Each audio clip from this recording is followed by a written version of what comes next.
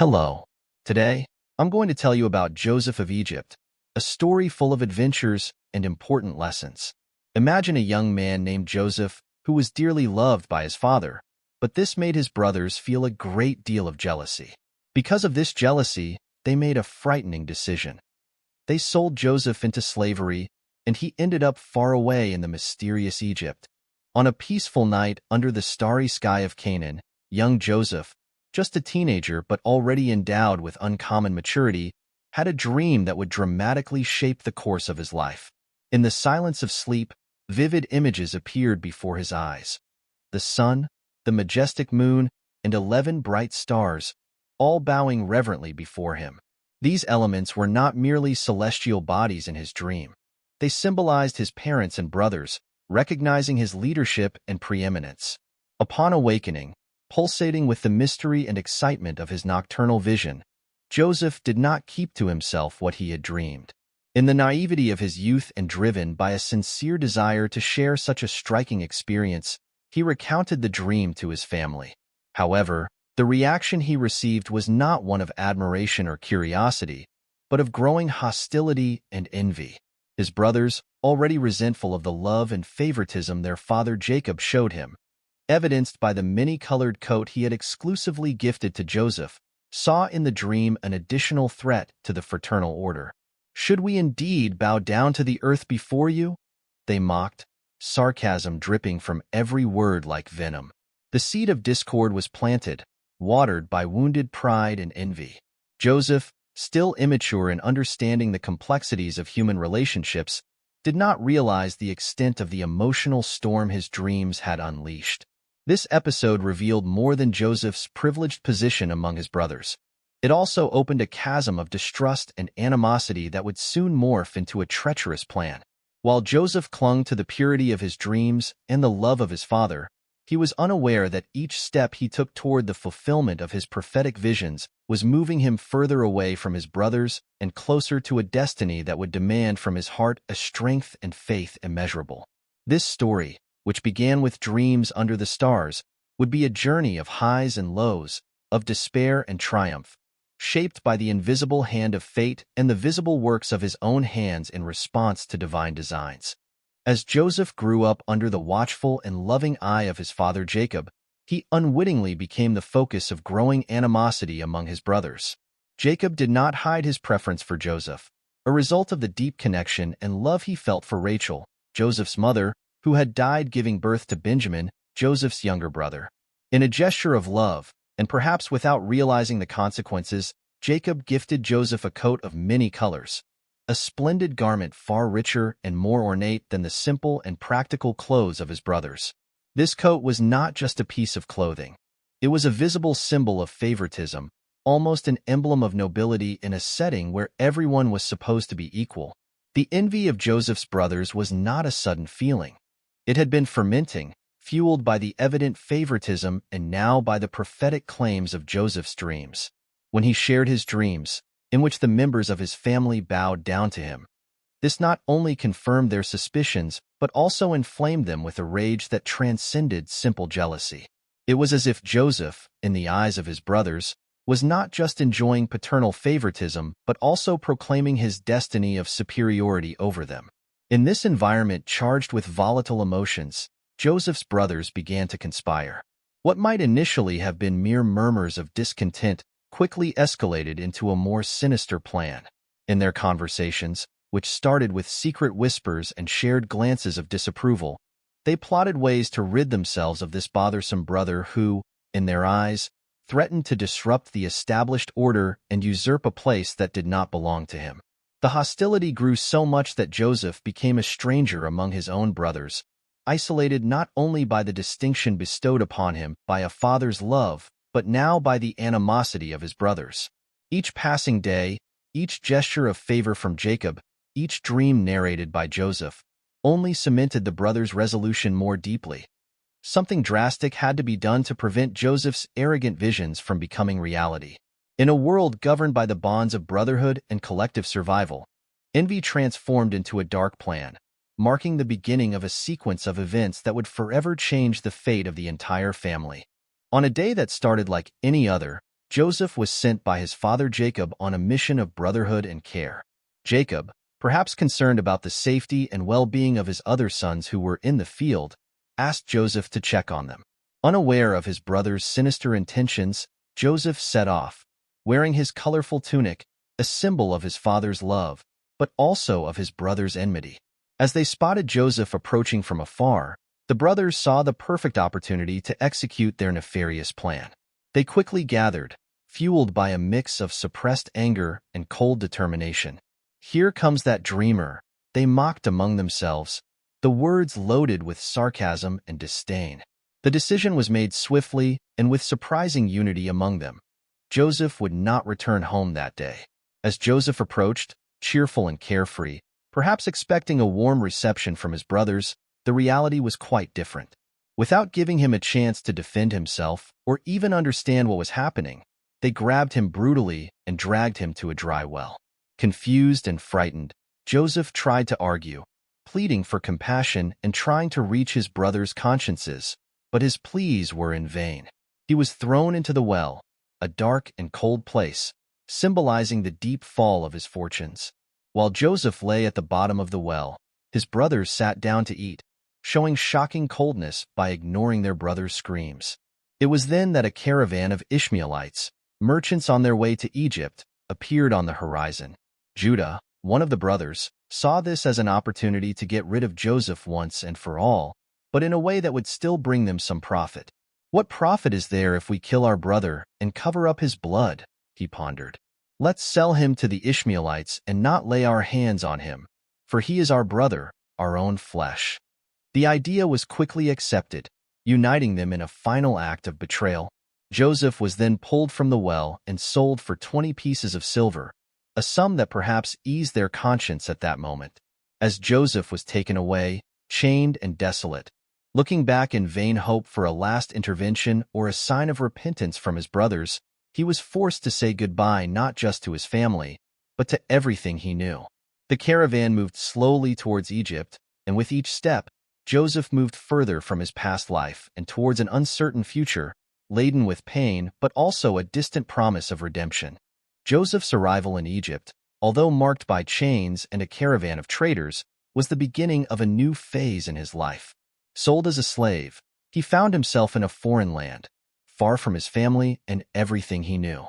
But, as always, Joseph did not let himself be overcome by despair. His faith and resilience soon began to shape his destiny in ways he could not have imagined. Joseph was purchased by Potiphar, a high-ranking official of Pharaoh, captain of the guard. This man was powerful and respected, with many responsibilities and little patience for inefficiency or dishonesty. However, what he saw in Joseph from the beginning was a young man unlike the other slaves, diligent, intelligent, and extremely trustworthy. Joseph's ability to manage and organize did not go unnoticed, and he quickly began to gain more responsibilities within Potiphar's household. In that house, Joseph was not just a servant. He was a bearer of change. With his presence, everything seemed to flow better. The organization of the stocks, the management of the other servants, and even the household's accounting, everything was under his supervision. Joseph applied his tireless work ethic and his honesty to every task, great or small, thus earning Potiphar's complete trust. In recognition of his competence and impeccable character, Potiphar appointed Joseph as the administrator of his entire household and properties, a position of great trust and prestige. Joseph's rise from a slave to administrator was extraordinary, especially in a rigid and stratified society like ancient Egypt. His position in Potiphar's house was not just a testament to his personal abilities, but also a sign of how divine providence was acting in his life, even in the most adverse circumstances. Despite his new position and the comfort it brought, Joseph never forgot who he was or where he came from. He remained faithful to his values and his faith, which continued to guide him in all his decisions. But as Joseph continued to thrive, the shadow of future challenges already began to form, setting the stage for yet another twist in his extraordinary journey. Joseph, now a prominent figure in Potiphar's household, managed everything with competence and integrity that did not go unnoticed. However, his elevated position and distinct appearance also attracted the unwanted attention of Potiphar's wife, who began to harbor inappropriate feelings for him. Day after day, she made clear advances, trying to seduce Joseph with soft words and looks loaded with intent. But Joseph, faithful to his principles and his loyalty to Potiphar, resolutely and respectfully rejected each of her attempts. Joseph's integrity prevented him from succumbing to such temptations, and he made every effort to avoid compromising situations, always maintaining his posture and respect. However, Potiphar's wife's frustration grew as her advances were repeatedly rejected. Feeling scorned and humiliated, she devised a way to take revenge for the rejection she could not bear to accept. On one occasion, finding herself alone with Joseph, she attempted a more direct approach and, upon being firmly rejected once again, saw her anger and humiliation turn into a malicious plan. In the heat of the moment, when Joseph left his garment in her hands to escape the embarrassing situation, she used this evidence as a means to falsely accuse him. Screaming for help, she attracted the attention of the household servants, to whom she presented a fabricated story. Joseph, according to her, had tried to force her into an unworthy act. When Potiphar returned and heard his wife's accusations, confusion and anger overcame him. With no room for doubt or investigation, swayed by the social position his wife held and the appearances he needed to maintain, Potiphar made a hasty decision. Joseph, who had served with such fidelity and efficiency, was sent directly to prison, based solely on his wife's words. Thus, Joseph was thrown into prison, a place reserved for Egypt's criminals and disgraced, without a chance to defend himself or explain his truth.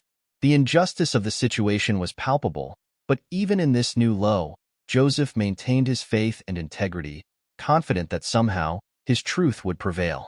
This stage of his life, marked by a false accusation and a devastating betrayal, not only tested his character but also laid the groundwork for a greater purpose that was yet to be revealed in his incredible journey.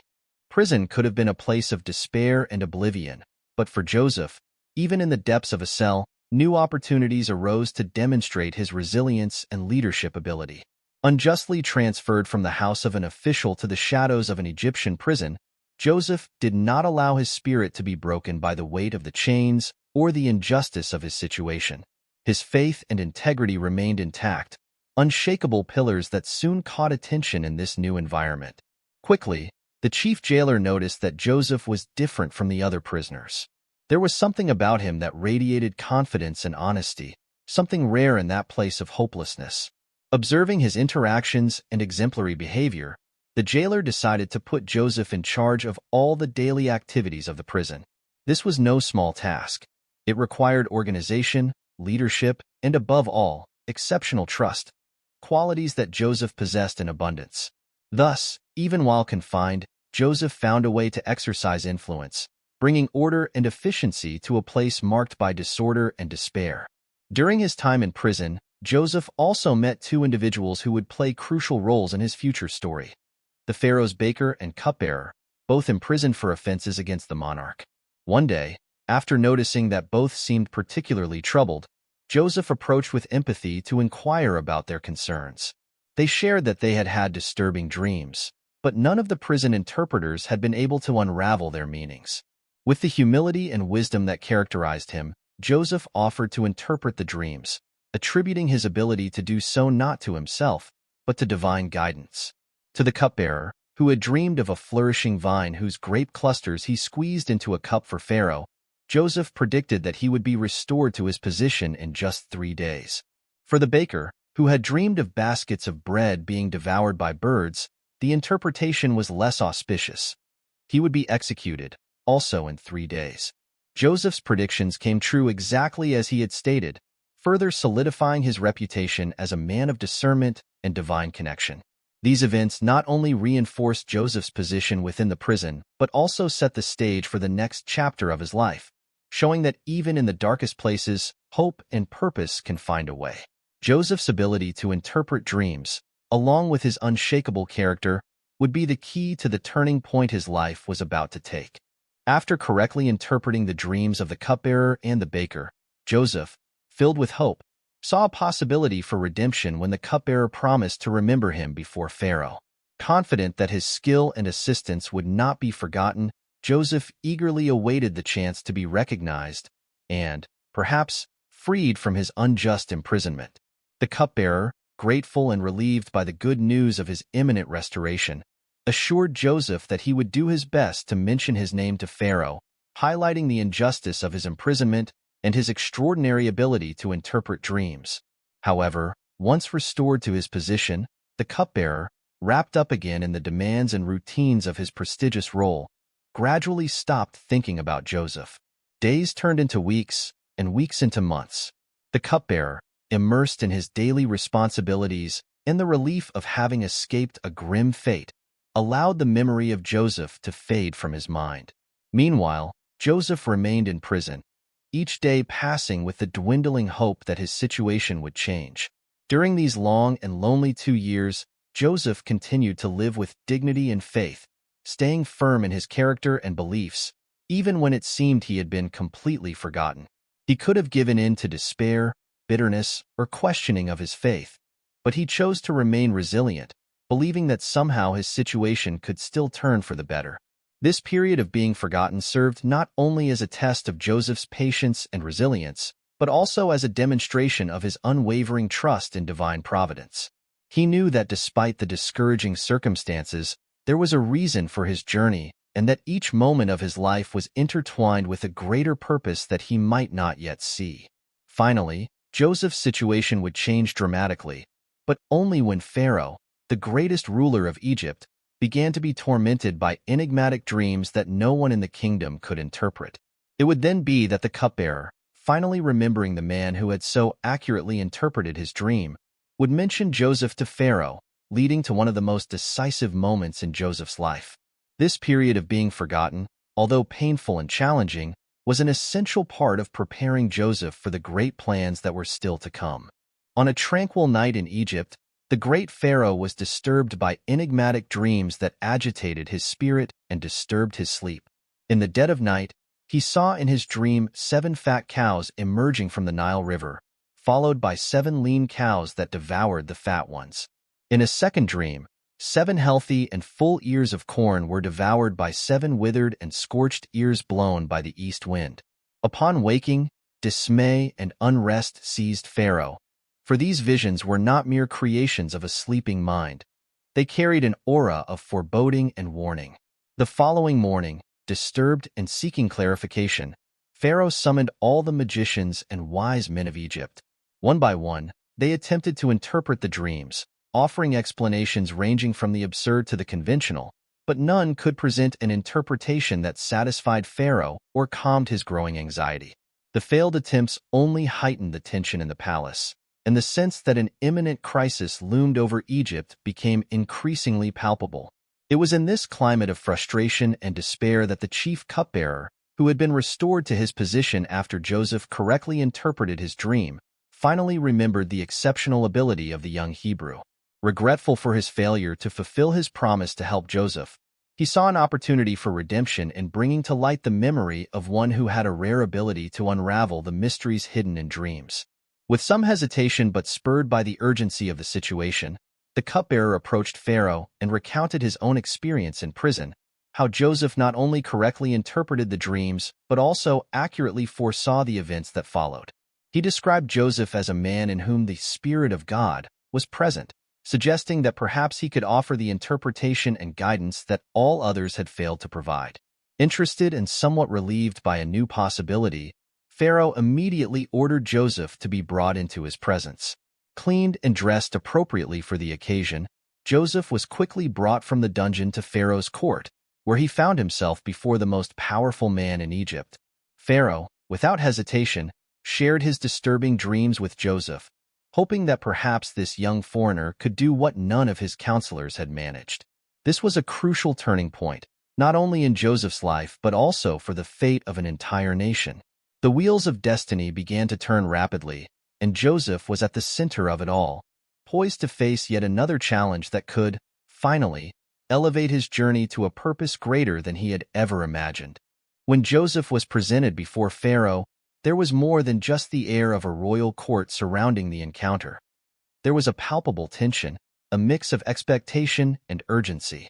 Pharaoh, without delay, relayed to Joseph the dreams that disturbed his sleep and challenged the wisdom of his counselors. With humility and clarity, Joseph listened as the most powerful ruler in Egypt described the fat cows being devoured by lean cows and the full ears of corn being consumed by withered ears. Joseph, after a brief pause to reflect and invoke his faith, began to speak. He explained to Pharaoh that both dreams were, in fact, the same, and that God was revealing to Pharaoh what was about to happen.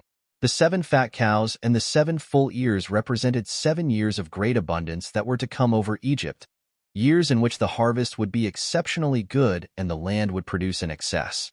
Conversely, the 7 lean cows and the 7 withered ears symbolized 7 subsequent years of extreme famine, which would consume all the previous prosperity, leaving the country in desolation if nothing was done.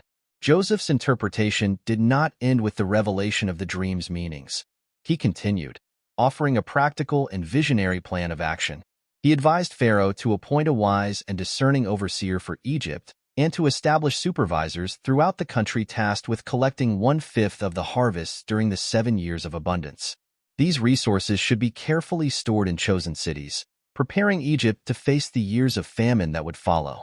The solution proposed by Joseph was not just a testament to his interpretative skill, but also to his leadership ability and strategic planning. He demonstrated not only that he could understand divine designs, but also that he had the acumen to turn this understanding into concrete action that could save an entire nation. Pharaoh and his counselors, impressed by the depth of the interpretation and the prudence of the suggested plan, quickly recognized in Joseph a natural leader and a man of extraordinary wisdom. The way Joseph handled this situation showed a rare combination of spiritual insight and practical intelligence, qualities that would make him the ideal choice for the approaching challenge. Thus, from a moment of great crisis, Joseph emerged not just as a dream interpreter but as a central figure capable of guiding the destiny of an entire empire through unpredictable times. The astute interpretation and strategic plan presented by Joseph to Pharaoh not only solved a troubling enigma, but also opened a new chapter in both Joseph's life and the history of Egypt. Deeply impressed by Joseph's clarity and depth of wisdom, Pharaoh realized that he had found not just a problem solver, but a natural leader whose qualities were exactly what Egypt needed to face the times of impending crisis.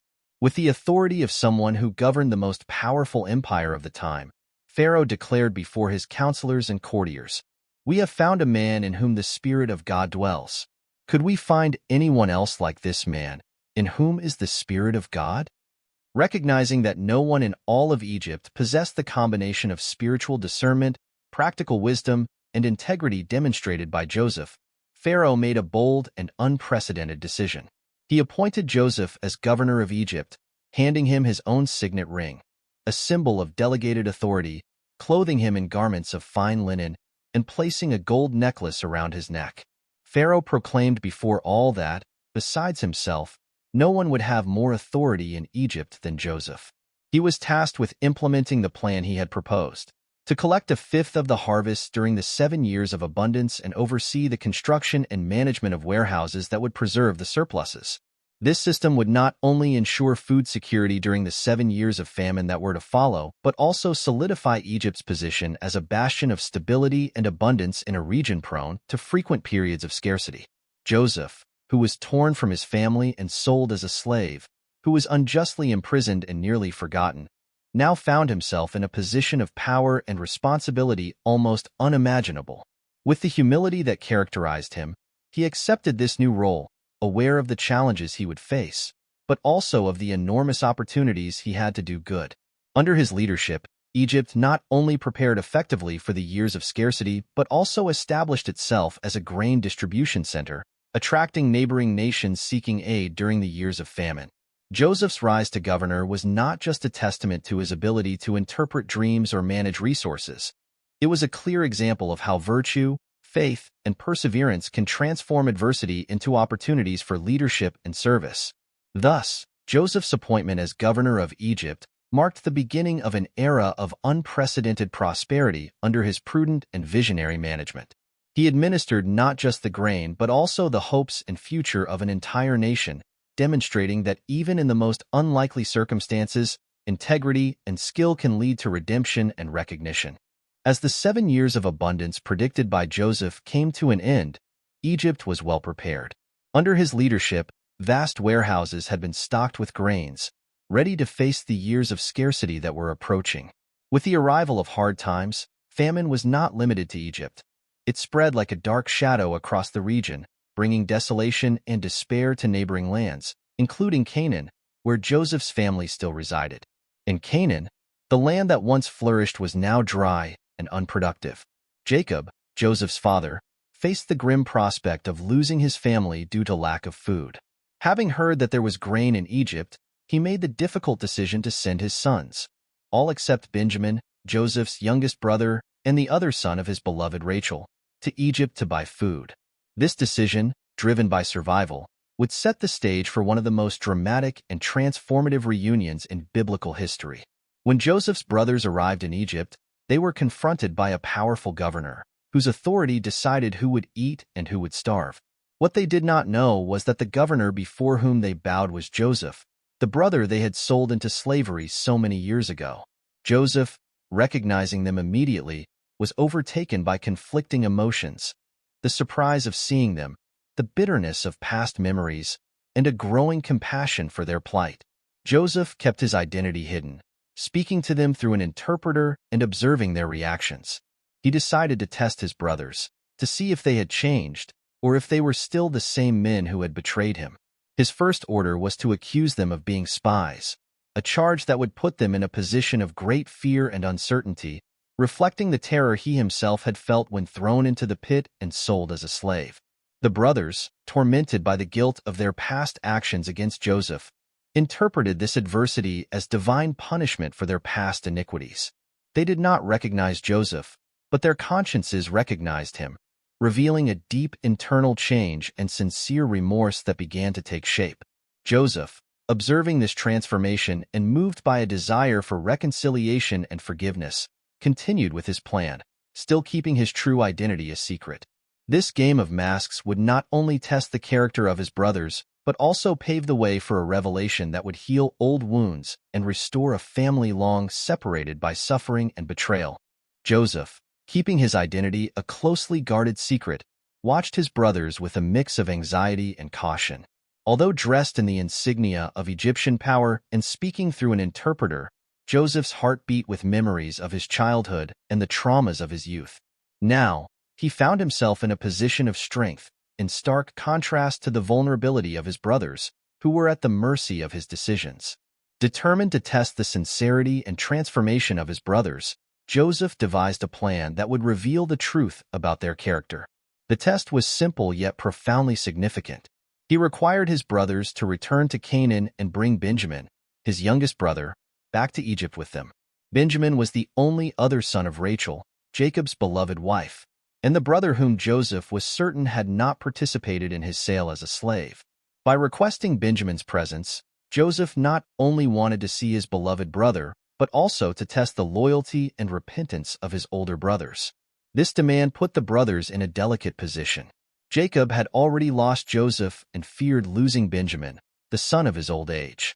Taking Benjamin to Egypt could mean risking his safety, a decision none of them wanted to make lightly.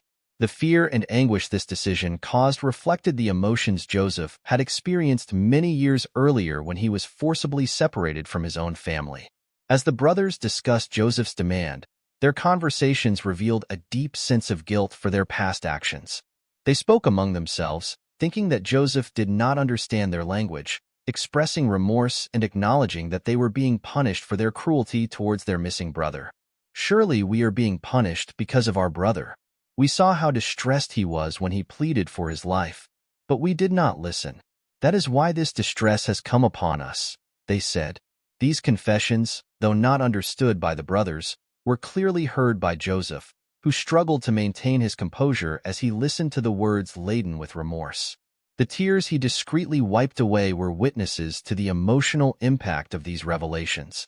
Joseph knew that the next steps would be crucial, not just for the reconciliation of his family, but also for healing the wounds of the past that still haunted each of them. Finally agreeing to bring Benjamin to Egypt, the brothers returned, not knowing that each step they took towards Egypt was also bringing them closer to a revealing truth and a reunion that would change their lives forever. After his brothers returned to Egypt, this time with Benjamin among them, the tension and anticipation in the room where Joseph received them were palpable. Observing how his brothers treated Benjamin, a flood of old and recent emotions overwhelmed Joseph's heart. He saw in their eyes a reflection of the fear and concern that had marked their features years ago, but he also noticed signs of genuine change and repentance. With Benjamin present, Joseph orchestrated one last test to definitively confirm his brother's transformation. He ordered his silver cup to be placed in Benjamin's bag and, after the brothers had left, had them stopped and accused of theft. The discovery of the cup in Benjamin's bag brought a moment of true despair for his brothers, who offered to stay as slaves in place of their younger brother, demonstrating a willingness to sacrifice that they previously did not possess.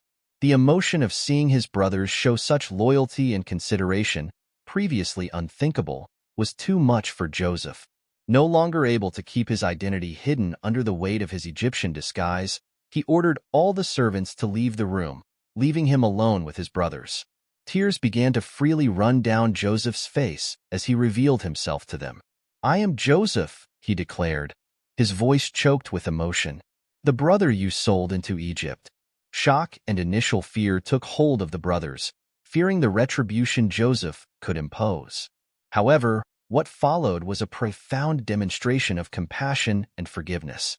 "Do not be afraid," Joseph continued, "for what you planned against me, God turned into something good to save the lives of many people."